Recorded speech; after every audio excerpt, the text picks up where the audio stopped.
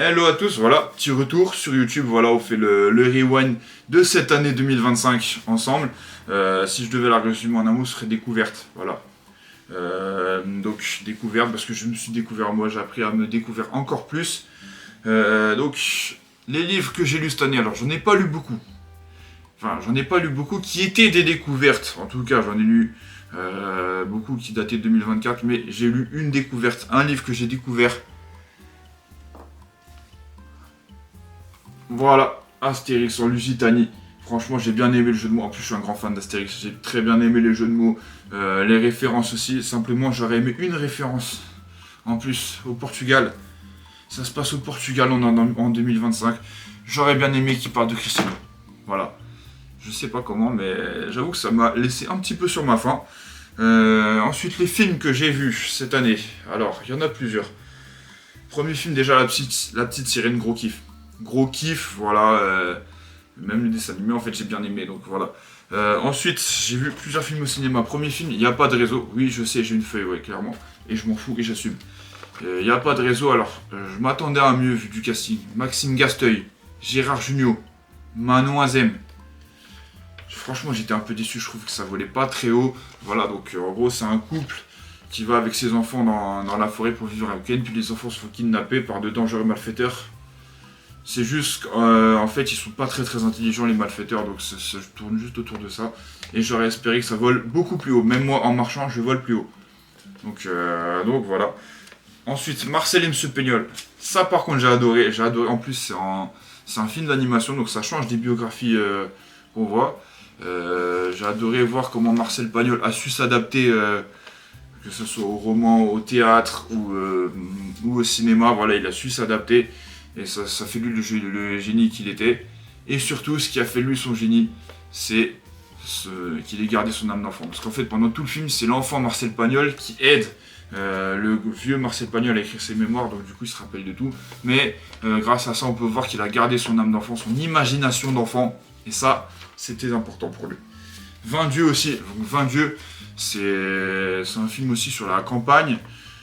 En fait, c'est deux amis qui vivent dans la campagne et qui doivent jongler entre leurs rêves, donc leur passion, la moto, donc faire participer à une grande course de moto, et la vie en campagne, donc la vie en campagne, avec toutes ces galères, tout ça. Donc franchement, c'est un film intéressant, mais sans plus, quoi.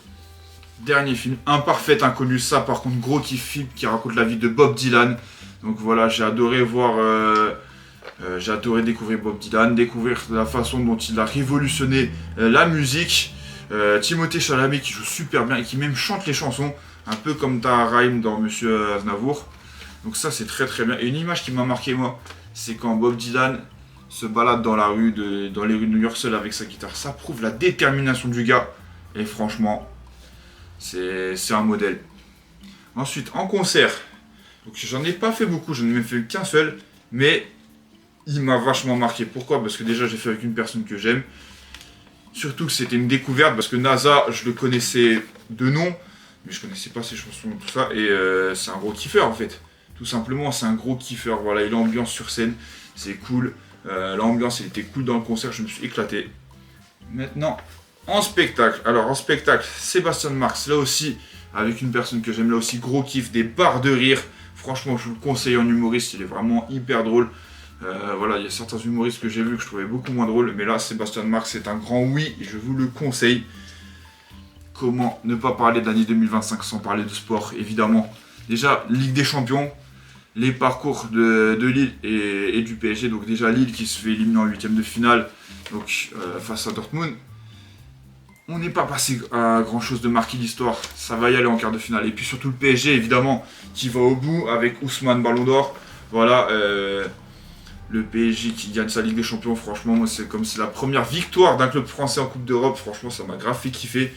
Et ensuite derrière ils ont enchaîné avec la Coupe du Monde des clubs en allant jusqu'en finale face à Chelsea. Ils ont même gagné la Coupe intercontinentale je crois il n'y a pas longtemps.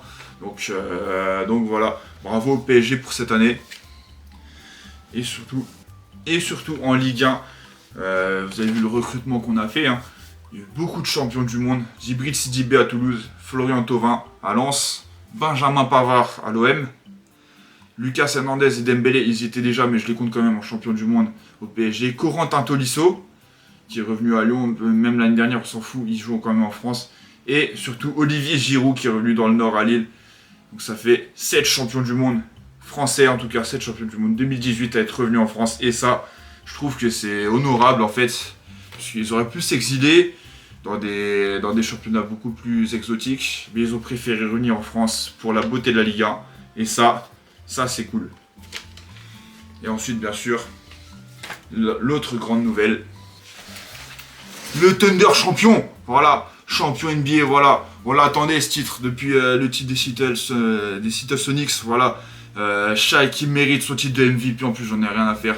Voilà, même si, faut l'avouer, le match 7 nous a été facilité par la blessure de Tyrese, mais le Thunder champion quand même. Voilà, et on va remettre ça. Hein. Sur les 10 prochaines années, on en gagne 8, vous allez voir. Voilà, ouais, t'es parti trop tôt mon gars. On l'a gagné, mais c'est pas grave. On l'a gagné quand même. Voilà. Et ensuite, la dernière découverte aussi, c'est TikTok. Voilà, j'étais anti-TikTok, mais force est de constater on peut se marrer sur TikTok. Voilà, vous voyez mon compte ici, j'ai créé le compte, donc allez, abonnez-vous, likez, partagez, voilà, on rigole, on s'amuse, et tchuss.